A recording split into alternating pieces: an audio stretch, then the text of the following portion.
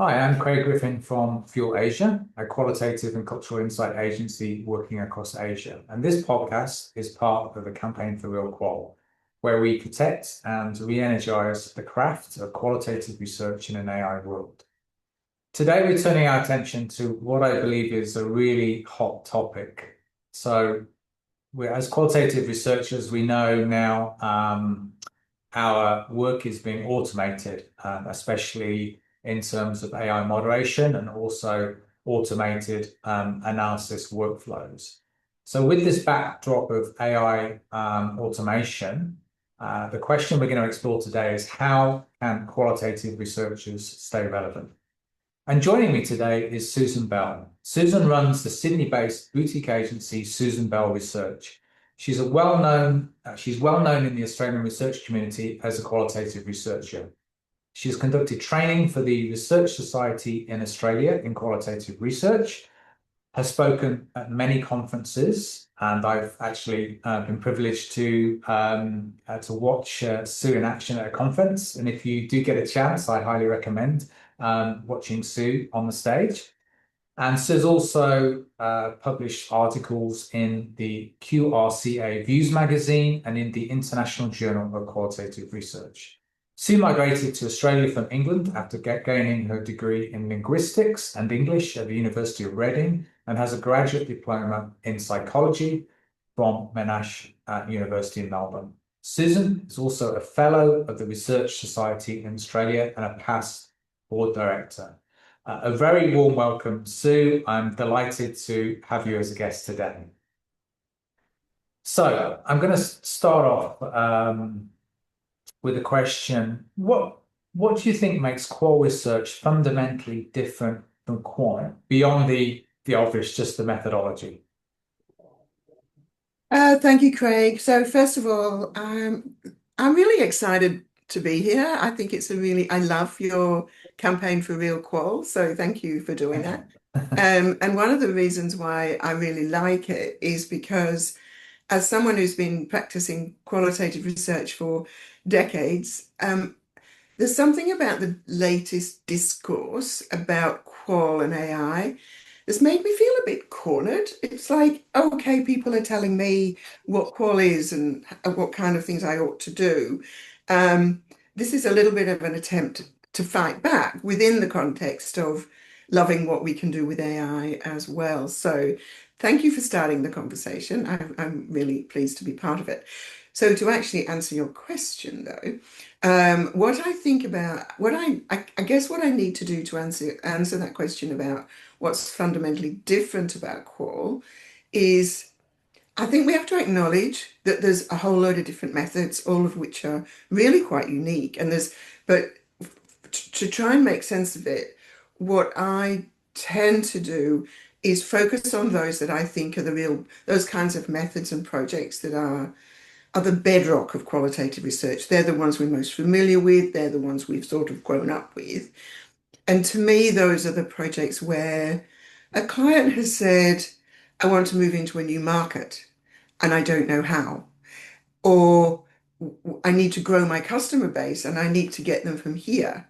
And we don't know those people well. Or I'm developing a new product or something to do with the fact that we're exploring somewhere new, somewhere different, somewhere maybe difficult, somewhere quite complex, perhaps. So, what that does, if you think about those projects, and that's not all core projects, if you think about those projects, I think you end up defining yourself as some kind of explorer or Mm. detective. You're trying to untangle things, you're trying to figure out what's going on in this world that you might be a little bit familiar with, but it's otherwise quite new to you. So you have to try sort of different things. And to the extent that you can't quantify that, you can't figure things out by asking scaled questions or closed-end questions. You're not at that stage yet. So to me, those are the fundamental things about qual that are different from quant. The and that leads me anyway, to a conclusion that says, therefore, the qual research is about qualitative researchers being explorers and detectives and of similar kind of Mm, things. mm, And that leads me then to the conclusion that you can't have qual research without a qualitative researcher. Because once you take the explorer or the detective out of it, you don't have anything. So if you take the researcher out of qualitative research, you don't mm. have research. You really don't have anything. The researcher is absolutely crucial. And I liked I liked this when I thought of it because I started to feel that this was going to help me get out of this corner that I was feeling. I felt that people were Mm. cornering me and saying, that's what qual is, you should do that. Um, but my argument is no, you have to have a qualitative researcher there. And the other aspect of that, if you take that logic, you can't have qualitative research without a qualitative researcher with that kind of mindset. Then I think you also have to accept the idea that every qualitative researcher brings something of themselves to their project. And that I think is very different from quant. Now, I do quant work, but I would say that a brand tracker is a brand tracker is a brand tracker. I Mm. don't bring myself to that work in the same way that I do to an exploratory piece of qual. So that's to me the fundamental difference. Yes, that's I love the idea of the explorer sort of detective and having that mindset. And I think this has come up across various conversations I've had, the mindset of a qualitative researcher. And I think you're right. I guess I think of quant as a lot more about kind of control and sort of following best practice and ultimately being able to repeat a study. And I think your example of the brand tracker is the obvious example of actually where you do need to be able to repeat a study under the same conditions and not deviate too much from Yeah. from what you're trying to do. And I suppose the way I've always thought about this is of course, qualitative research is grounded in social science, but there is a lot of, I would call it art in there, and also creativity. I think some of the best qualitative researchers I've worked with are fundamentally creative people, and that can be creativity in terms of the way they moderate, the way that they bring themselves to the moderate, the way they sort of pivot as needed with a strong sense of intuition go where they need to go, but also the creativity in the lens they bring to the analysis or the way that they tell the story. So I think when you see a qualitative debrief, it's often quite a lot more creative than we see in quant. Not always, but generally speaking. So I'm very much in agreement, Sue, that our subjectivity should be seen as a strength, and maybe, this is our key point of a different sort of moving forward. And if this is the case, if our experience and subjectivity are our strengths, what's the limits? How far can we take this without compromising the integrity of the research process? Yes, it's a question we have to ask. So, I mean, we're humans, so we're subjective, we have subjectivity bias. Quant research has subjectivity bias as well, but qual has more. So we have to accept that qual has more. There's a bigger risk. And to my mind, I do like your creativity point a lot. I think and it's like an open mindset. But I'd actually add a couple of things to that. And they're the things that I think are bulwarks against rampant subjectivity, someone just going off Hmm. and doing their own thing. And one of those is actually curiosity. Like, I think good qual researchers have a natural curiosity. I know it's something I do. So if I get a brief, and you might be the same, and I think, and it's maybe something I know a bit about, or I do myself a bit, or doesn't matter, and I think, oh, that's interesting. I wonder why. Who does that? Why do they do that? What do they get Hmm. out of it? How did they come to that? How did they come to that being the right thing for them to do? Um, all of those sorts of things. Are other people all the same in this, or are there differences between people? So, we could call ourselves just nosy, which is possibly what we are. But I think it's a curiosity about other people, and that's a counterpoint, I think, to subjectivity, because you're not just focused on your own worldview. Mm, I also think that there are a couple of other things that help limit subjectivity going rampant. One of them, and you've raised it for quant, but I think it's true for qual, which is that we have professional standards and a professional approach. That we all agree on. I reckon if you and I got a brief, the same brief, we probably approach it in pretty much the same way, like the same steps. mm, And what we're expected to do these days is that there's a lot of documentation, clients check everything. There's a lot of accountability. mm, So you could take one of my projects and go, okay, this is how you got to where you got to. mm. So there's transparency and there's accountability, and we can be called out if it does so happen that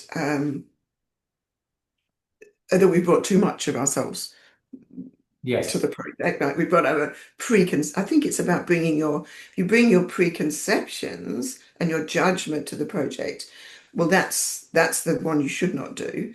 But if you bring your curiosity and you bring your experience and your knowledge and skills and all of those things, I don't think that's a problem Mm, personally.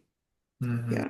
Yeah, it's a challenging one because we get a brief and we might have worked in that category 100 times. Yeah. So there are certain things that we know, and it can be a real challenge to just go in with, okay, um, this is what I know from previous projects, but it's not necessarily going to be true in this project, but at least we can start with as hypotheses, and then we can create hypotheses around them, but we should still be open to new information because of course categories evolve and every brief is different.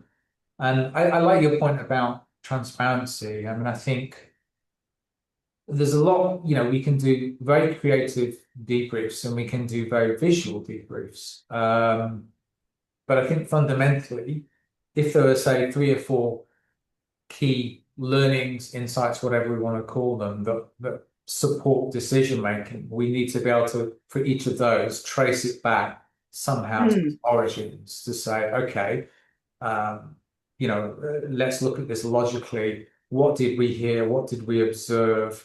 What are we inferring from that? So almost create a logical flow from what we heard to a conclusion, and ideally that should come through in the debrief. Yeah. It's a tricky path to tread, sort of putting ourselves in, but still keeping that integrity. But I think if we've got that link between the two, then we're on safe ground. Yeah. Yeah. Yeah. Um, so I think we're both in agreement that our what shapes us as researchers is obviously our background and our experience, and that's what makes us different. We've all got different educational backgrounds. We've worked, we've been trained by different people. There's many different things. We've all got different personalities.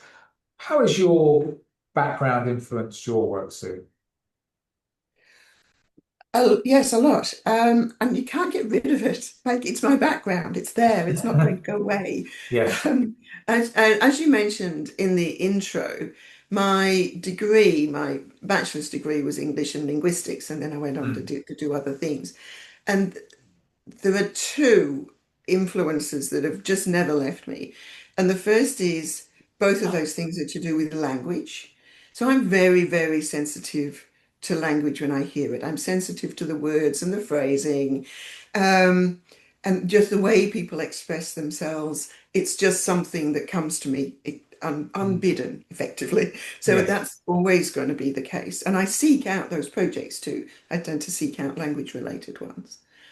But the other thing, and this is little known fact about linguistics, because not many people have done the course, is it covers kind of most of the social sciences. So there's a sociolinguistics, which is about language in society, sociology.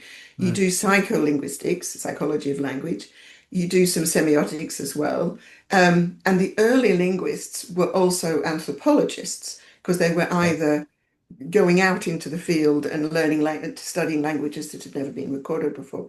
So basically, I unknowingly left university with this kind of basic, fairly basic knowledge of those subjects, and then built on them. So there's a bookshelf behind me which has got all sorts of books, which because I just keep thinking more about all of those different things. And so I did a psychology grad dip. And then the other thing I did was the University of Oxford has a continuing education department. Anyone can do them. They do short courses. And I've done quite a few. And one of them's in social anthropology. I think it's 10 weeks online. And there's another one on rites and rituals and those kinds of things. Mm, So I just keep going, oh, that'll be interesting. I think I'll find out more about it. And then the more you learn, the more it applies to what you're doing. mm, yeah, yeah, yeah. Linguistics. That's something I guess my background's similar in my educational background. Well, actually, I started with marketing, which was a good sort of, very useful, obviously, working in research because it allows you to put what you're finding in, to make sure it has commercial relevance to communicate in a way that is well understood by marketing people. So I think that foundational understanding of marketing communications and branding has been really useful for me. But in my master's degree, I did social anthropology, and I recognize some things in what you were saying as well, that it borrows from there's a lot of history in social anthropology, there's some linguistics, there's obviously sociology, it's covering a full range of the social sciences. And I think that's really stood me in good stead moving forward as I went into my career. So yes, it's been very useful and something I feel like maybe I should be going back to now because there's lots of things in there that maybe I could be using. Um, and that brings me one of the things that I did study in anthropology, and I must admit I forgot about for at least 20 years was this concept of liminality. And then I saw, I don't know, 3 months ago, 2 or 3 months ago, you write something about liminality, and it really got me curious because I hadn't heard that word literally for about 20 years. And it's a great example that of using something from our backgrounds that is very useful and relevant in today's research. So maybe for those listeners that are not familiar with the concept, could you explain liminality and how you're using it in your work? Yeah, sure. Look, it's such a rich and useful concept. I think lots of people should start thinking about this. Um, Liminality is the middle bit between, bear with me, I'll get there, in a rite of passage. So a rite of passage is quite often something like adolescence or a wedding or something that where someone goes from one life stage to another. Retirement is one. And it has the rites of passage have three stages. There's the separation from who you used to be. There's a transitional point, which is called liminality. And then ideally, you incorporate it into the next kind of world. So that's the idea. But what the anthropologists discovered was that when you're in that liminal period, it can feel like, well, you're betwixt and between. You're like not one thing and not another. And the best example I think that will come home to people is if you remember being a teenager and as a teenager, you absolutely were not a child. You put your childhood away, but you also weren't ready to be an adult and do all the adulting things, as they would call it. You're somewhere in the middle, and it's very fluid time. So there'd be times as a teenager where you might need to be more of a child. You might need Mhm. some structure or some parental care or something. And another time when you're absolutely the rebel and I'm grown up now, Mm, don't you tell me what to do? And it's quite fluid. And quite a lot of adolescents, maybe even absolutely all adolescents, go through that feeling of being, well, who am I? You change such a lot between 13 and 19. Mm, Same person by the time you get to uni or whatever you do mm, as you were at 13, but almost unrecognizable as well. And that's not a smooth process. It can be quite a lot of upheaval, a lot of people feeling uncertain. And other people who might recognize this feeling are new parents. So if a new parent, you leave a job that you're very good at, you're very organized, you know what you're doing, people respect you, and then you're at home with a new baby who, and then you're completely disorganized and you don't know what you're doing, mm, and you don't feel like anyone respects you, then you're in a liminal period because people work these things out. They do get there most of the time, but there is that time when you just think, I can't do this, all of that.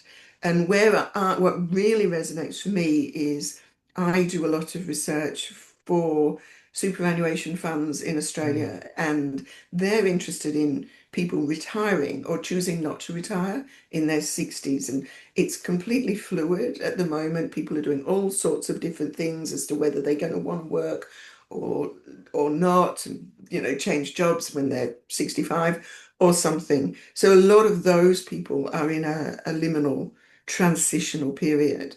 And what that does is, like, if you can, I don't know if this would apply to everyone, but maybe at 15 you decided you want to do such and such a course at uni, and by 17 you'd completely changed your mind. Or maybe you just didn't feel ready to commit. You said, I don't really know. And so it's the same true of people in that transitional time at retirement. They, you get people who stay at work because they don't know what retirement is going to be like. So mm. often people, you can stay at work and be quite stressed and in your 60s, and but because you can't picture yourself as that retired person, and so you're in that kind of transitional state. And what I'm trying to do, it actually is, I think if you think about people like that, you can have empathy for them. You can say, okay, I get it. I understand it's a transition for you. It's an identity crisis for you. But otherwise, if you look at it from the outside, you see people doing things that seem silly or seem illogical.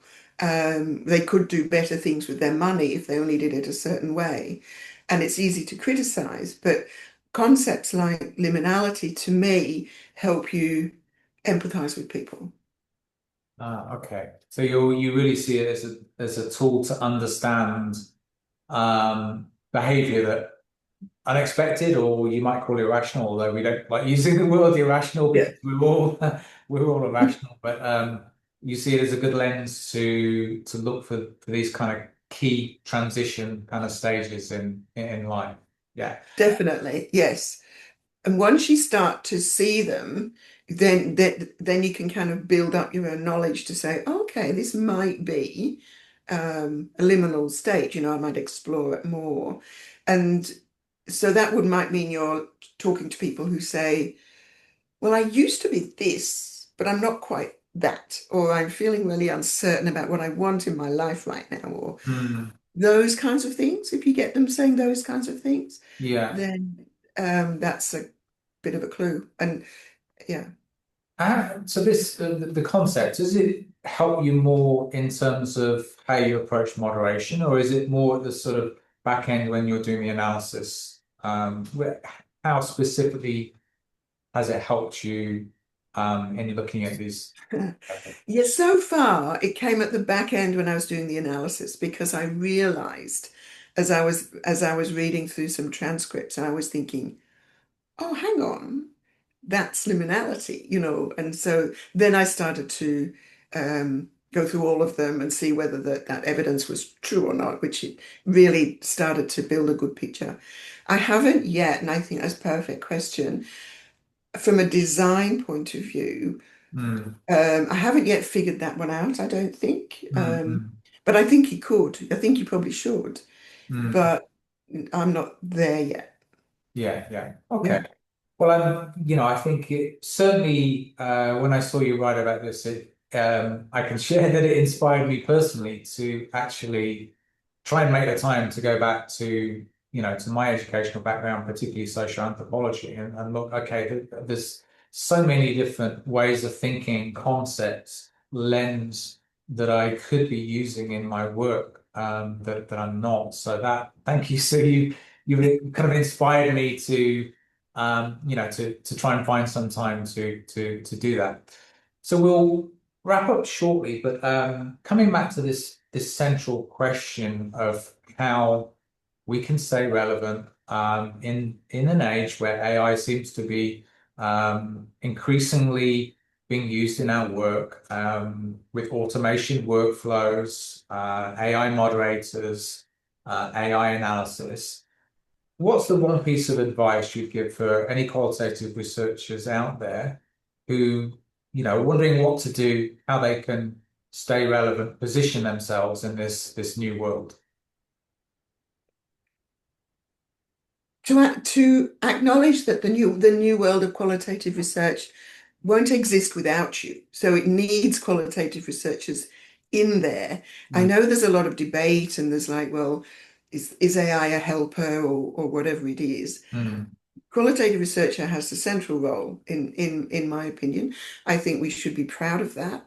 I think we should be proud of the various um, tools we've got to keep that under control and um, acknowledge that we bring something of ourselves to every project. So do that, like be proud of that. It's unique to you. The AI can't do that. mm. Okay, It's unique to you. that's a great way to wrap up. And if I was to pick up some things that I've taken from our conversation.